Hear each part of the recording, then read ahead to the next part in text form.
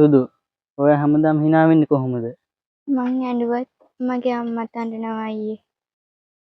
සුදු. ඔයාට මා විශ්වාසද? ඔයා මාව දාලා යන්නේ නැහැ කියලා මට විශ්වාසයි මගේ දෙයියෝ. නංගි කොහොමද මෙහෙම hina වෙන්නේ? අම්මලාගෙන් ඇවිල්ලා මං ආව ඉල්ලන්නද සුදු? මං දුප්පත්නේ. ඔයාගේ අම්මා මට කැමති වෙයිද? මං ඉන්නවනේ. රවුන්ඩ් ගහලා ආවද? සල්ලිකාර කොල්ලන් අපිට පෑහෙන්නේ නැහැ කියලා තේරෙන්නේ නැද්ද? එයා සල්ලිකාර කොල්ලෙක් බව ඇත්ත. ඒත් එයා මට ගොඩක් ආදරේ. එහෙම කියලා හරියනවද? පළගෙඩ. ගෙදර කවුද? නංගි කෝ අයියේ? විනාඩියක් දෙන්නු. මල්ලි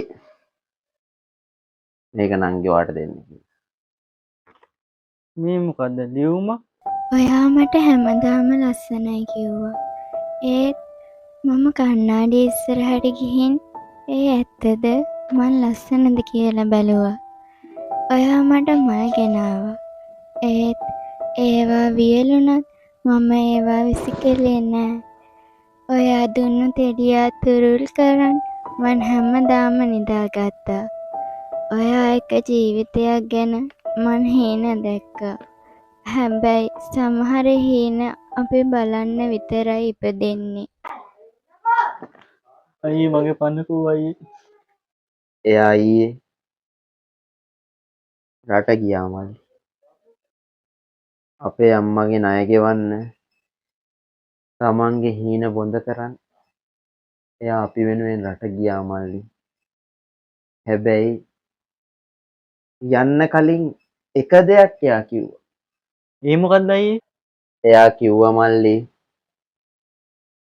එයාට ඔයාව අමතකුනේ නෑ.